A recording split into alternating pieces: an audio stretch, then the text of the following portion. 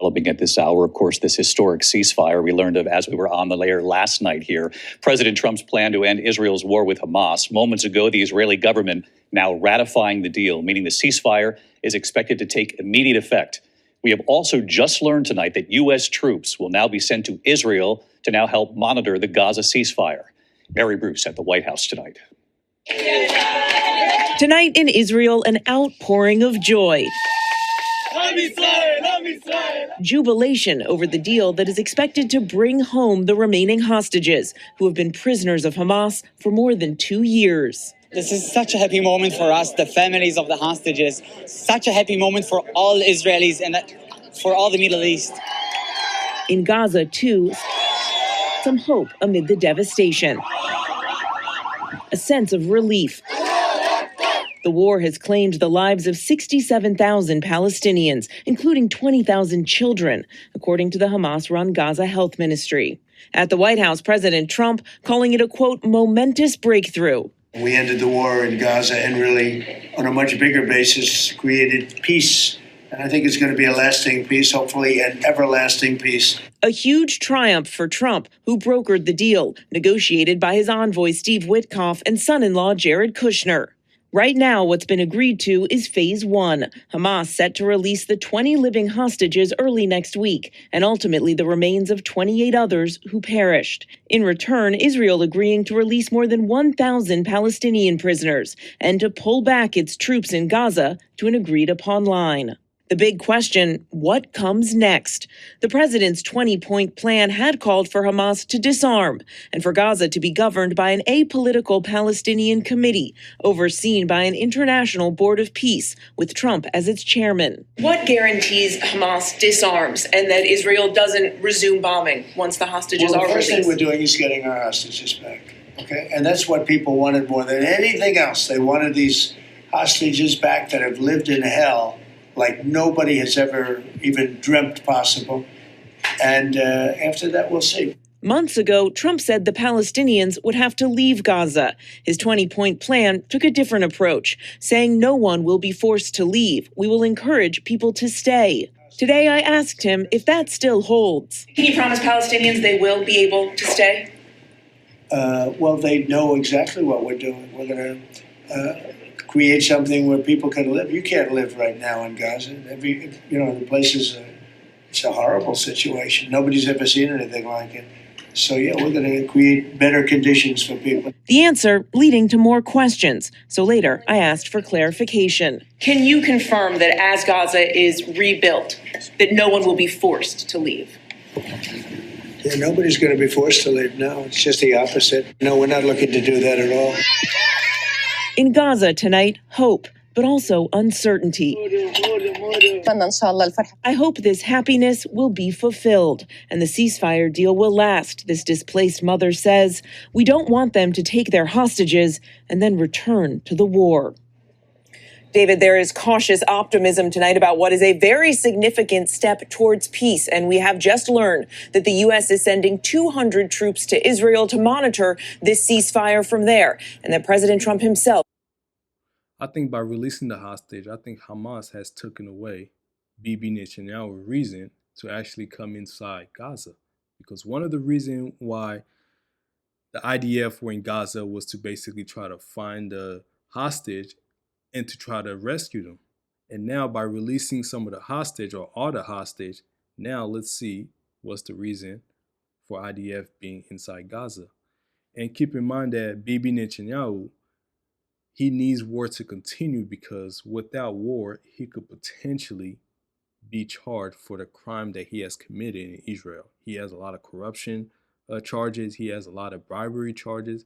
There's multiple charges that stacked against him that he needs to face because he has been in power for the past 20 plus years. And for a lot of people in Israel, they have been protesting against him, which the mainstream media does not talk about. Because Israel does control a huge portion of the U.S. Media, such as Fox News, CNN, and now one of the Jewish oligarchy is now purchasing TikTok and potentially can purchase X because for them, they're losing the war on communication.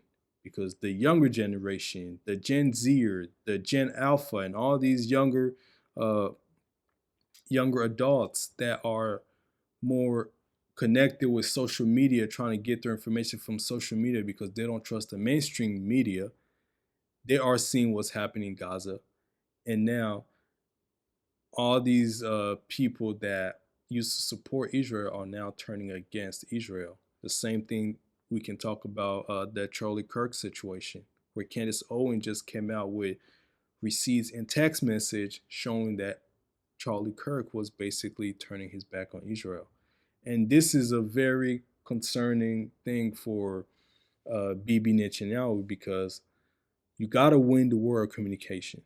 And if they cannot win the war of communication, it'll be kind of hard for them to get support from the U.S. governor, because a lot of Gen Z, or a lot of younger generation now, they start looking at some of their congressmen, the congresswomen, they start looking at the senators and start asking a lot of questions about why are we supporting Israel when we have our own issue here in the United States. We have our own problem. We have problem with our healthcare, while in Israel other citizen has free healthcare, while here in the United States we don't have free healthcare. They have really nice infrastructure. They have a really nice technological base, while here we're suffering with so many other things.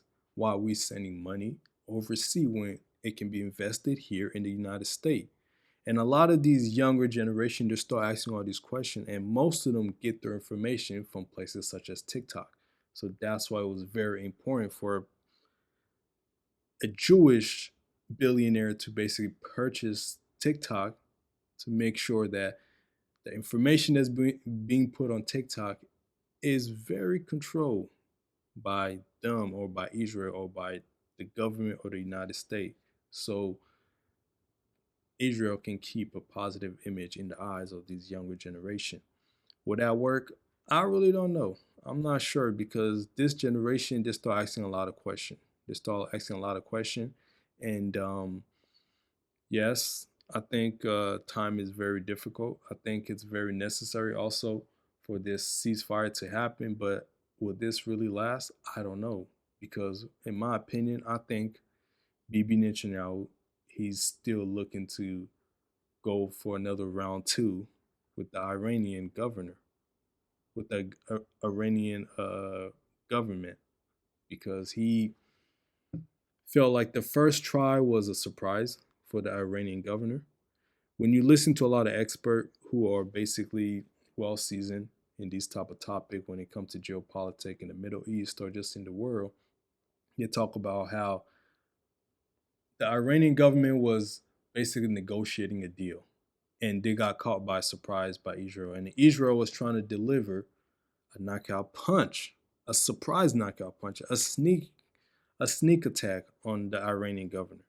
And it almost worked, but they basically recovered, and they even strike back, which it shook a lot of Israeli officials, and even a lot of U.S. officials here in the United States, because for the first time, Israel was fighting an enemy that can strike back in their homeland. And there was a lot of devastation on both sides. But Israel is a very tiny country, the size of New Jersey, and their GDP is not even as big as New Jersey. And most of their money be coming from the United States. So the United States play a huge role in basically keeping Israel afloat, and for them to have the capacity that they have to attack all their neighbors. So a lot of youth, a lot of young people, they talk about how AIPAC is a Israeli lobby group that is in Congress, that is not registered as a foreign entity, but it has a huge power. It has a huge influence among the U.S. Congress and the U.S. Senate in how the U.S. basically operate.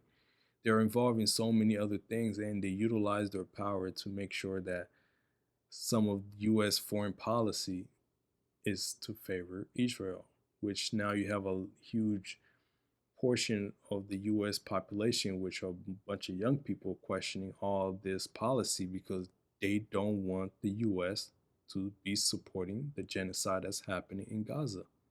And a lot of people are waking up, and it's concerning for the Israeli government to have a situation like that happen, because a huge portion of their funding, a huge portion of their operation comes from the United States.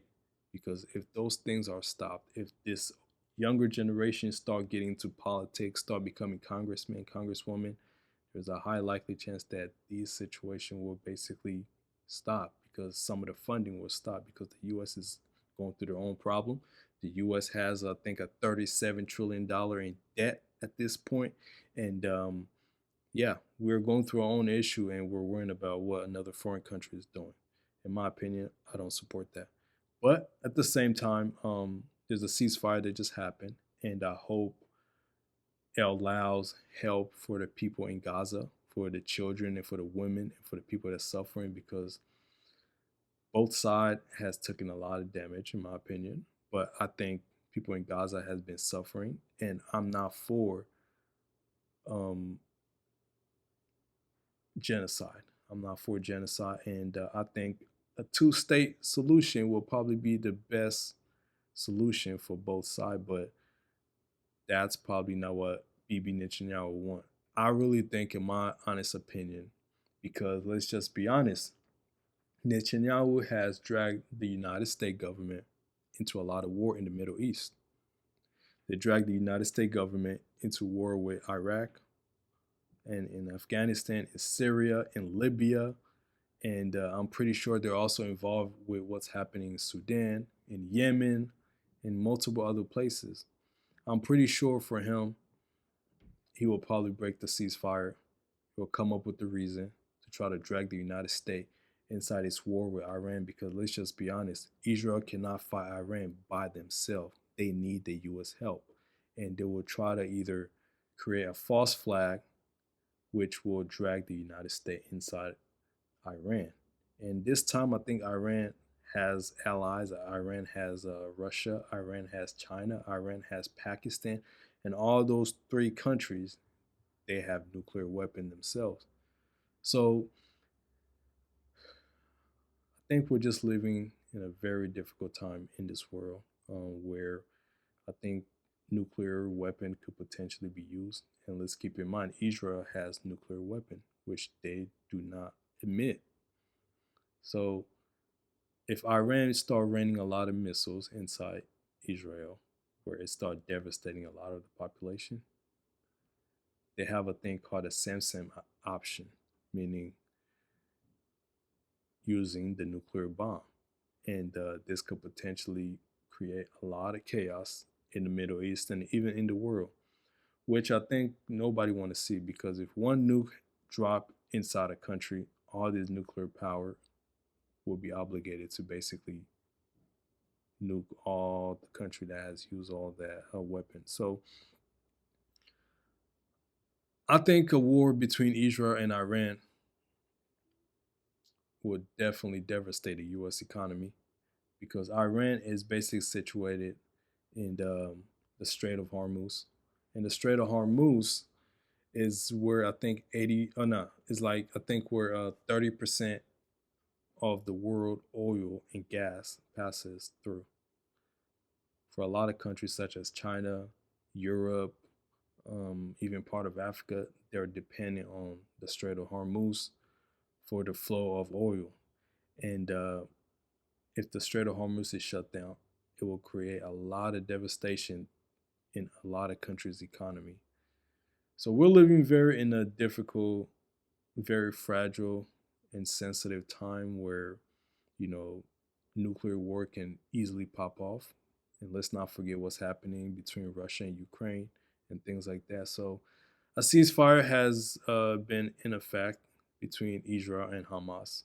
And we just hope and, wish that this could potentially lead to a peace deal, which both sides can, agree upon the condition that's put in place, and the people in Gaza could receive assistance, could receive help, could receive aids, which require like food, water, and medical need. Let me know what you think in the comment. If you're new to my channel, please make sure you like, you share, you subscribe. Till next time.